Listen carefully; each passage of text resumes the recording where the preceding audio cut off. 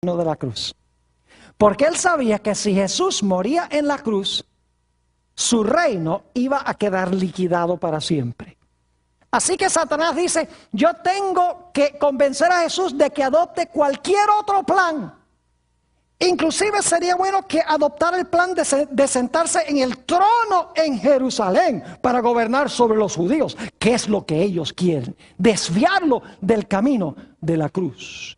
Y el diablo lo hizo de varias formas. Solamente les voy a mencionar los versículos por la premura del tiempo, pero ustedes los tienen en sus listas. En Mateo el capítulo 4 y el versículo 8 y 9.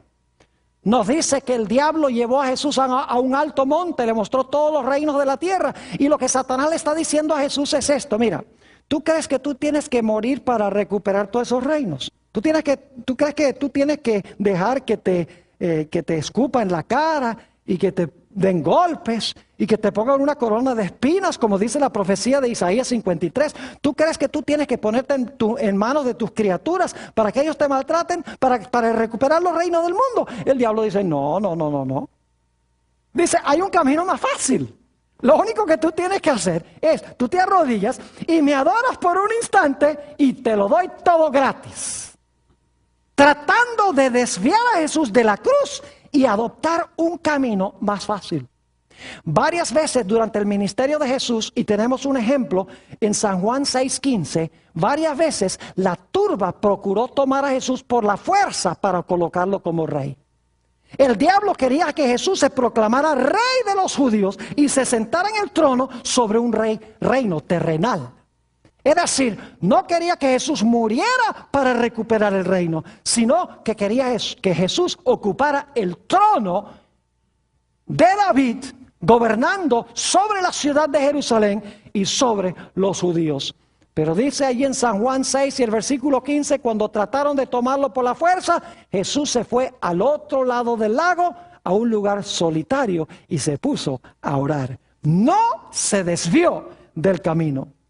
Inclusive sus propios discípulos a veces se prestaron para tratar de desviar a Jesús del camino de la cruz. Tenemos por ejemplo en San Mateo el capítulo 16 y el versículo 23. Después que San Pedro dijo, tú eres el Cristo, el Hijo del Dios viviente. Y Jesús le dice, oh, bienaventurado eres Simón, has hablado muy bien. Y Pedro se está sintiendo muy bien. Luego Jesús le dice a los discípulos, es necesario que el Hijo del Hombre vaya a Jerusalén, sea maltratado, caiga en manos de los líderes, sea muerto y resucitar al tercer día. Y dice allí en San Mateo 16 que el apóstol Pedro tomó a Jesús del brazo y le dijo, no seas tan pesimista, que tú vas a ir a Jerusalén a morir. El Mesías no muere, el Mesías se sienta en el trono de Jerusalén. ¿Y qué le dijo Jesús? No estaba hablándole a San Pedro. Jesús le dice, apártate de mí, Satanás, porque me eres ¿qué? Porque me eres un estorbo, eres piedra de tropiezo. Es decir, Pedro se estaba prestando como instrumento para tentar a Jesús de que no fuera la cruz, sino que fuera la clase de Mesías que los judíos estaban esperando.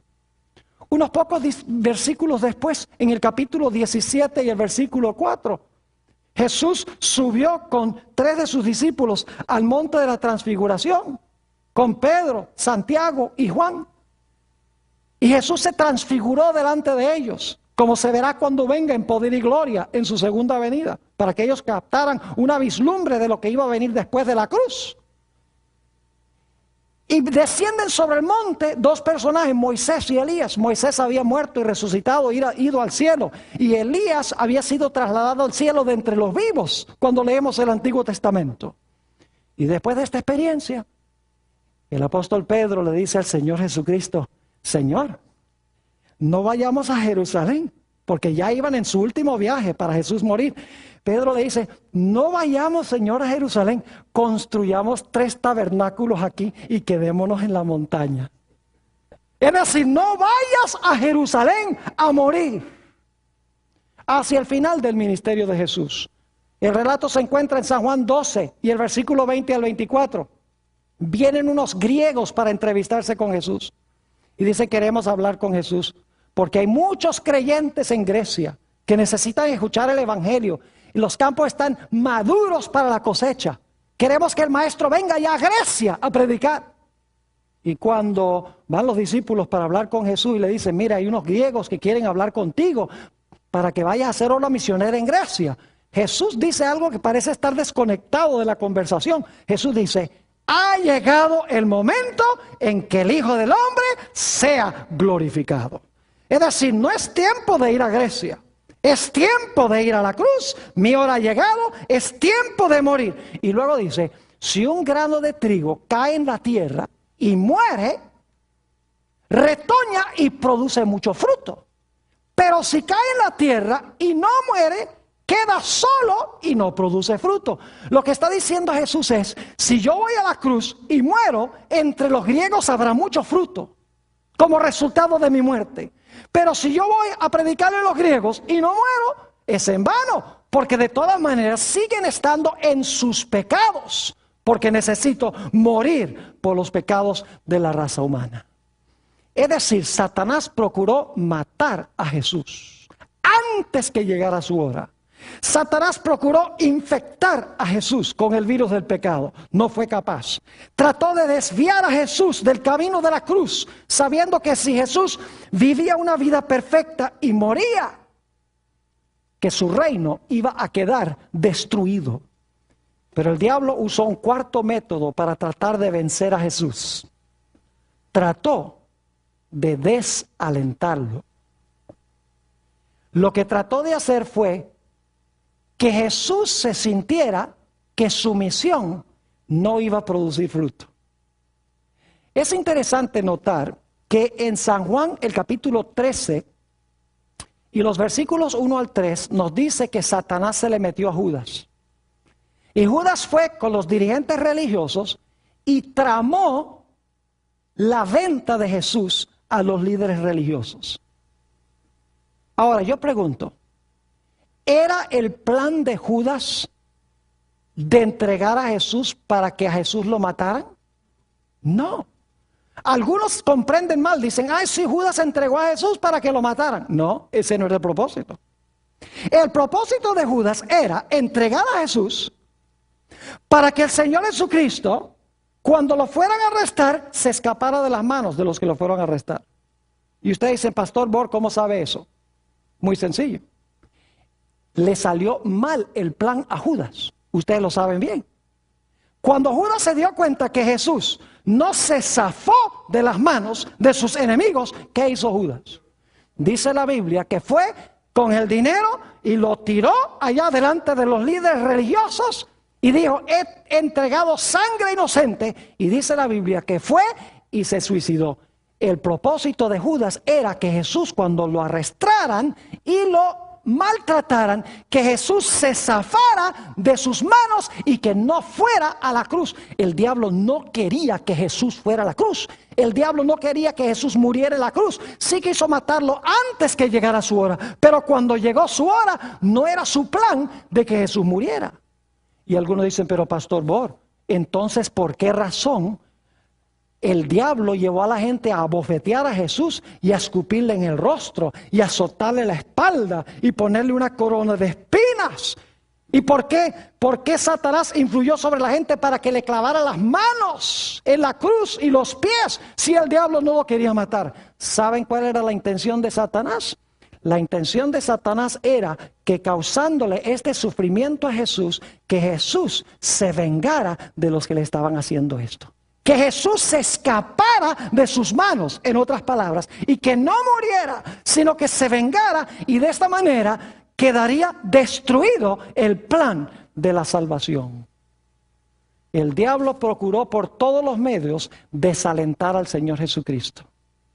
Vamos al Evangelio según San Mateo, el capítulo 26, y empezando en el versículo 38. San Mateo 26 y el versículo 38. Quiero que noten aquí lo que pasa con Jesús en el huerto del Getsemaní. Mateo, el capítulo 26, y voy a leer empezando en el versículo 38. Entonces Jesús les dijo, mi alma está muy triste hasta la muerte. Quedaos aquí y velad conmigo. ¿Qué le dice a sus discípulos? estoy muy triste. Quédense aquí y velen un rato, quédense despiertos y velen conmigo. Versículo 39. Yendo un poco adelante, se postró sobre su rostro, orando y diciendo, ahora escuchen esto, Padre mío, si es posible, pase de mí esta copa, pero no sea como yo quiero, sino como tú. ¿Qué tenía Jesús en la mano? Una copa. ¿Y qué le está rogando a su Padre? Que esa copa, ¿qué? Pase. Jesús oró esta oración 3 veces. Noten el versículo 42. Otra vez fue y oró por segunda vez diciendo, Padre mío, si no puede pasar de mí esta copa sin que yo la beba, hágase tu voluntad. Versículo 44. Y dejándolos, se fue de nuevo y oró por tercera vez diciendo las mismas palabras. Jesús oró 3 veces, Padre, quiero que pase de mí esta copa. Ahora yo quiero preguntarles, ¿qué era lo que contenía esa copa? Lo que tenía esa copa era la ira de Dios. La ira de su Padre contra el pecado. Ustedes recuerdan que en el libro de Apocalipsis hay 7 copas que tienen 7 ángeles. ¿Y de qué están llenas las copas? Dice que las copas están llenas de la ira de Dios.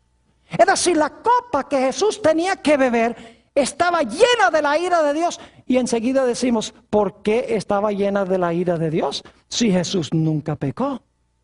La razón es que Jesús tenía que beber la copa que tú y yo debemos beber.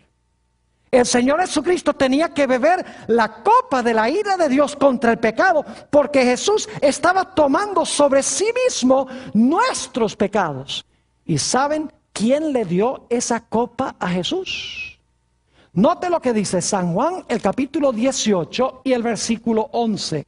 San Juan, el capítulo 18 y el versículo 11 nos dice quién fue el que le dio esa copa a Jesús. La copa que tú debes beber y la copa que yo debo beber. Dice allí en San Juan, el capítulo 18 y el versículo 11, Jesús entonces dijo a Pedro, mete tu espada en la vaina. La copa que el Padre me ha dado, no la he de beber. ¿Quién le dio la copa a Jesús? Su propio Padre. ¿Pero por qué si Jesús no pecó, no merecía la ira de Dios? Mis queridos hermanos y amigos, es porque Jesús estaba bebiendo la copa de la ira de Dios contra el pecado que debo beber yo. Él estaba colocándose en mi lugar. Él vivió la vida perfecta que yo debo vivir, que no vivo, y Él estaba sufriendo la muerte por mis pecados. Es tan terrible el sufrimiento de Jesús que leemos en el Evangelio según San Lucas, el capítulo 22 y el versículo 44. Si van conmigo allí, San Lucas, el capítulo 22 y el versículo 44, que dice que el Señor Jesucristo sudaba grandes gotas de sangre.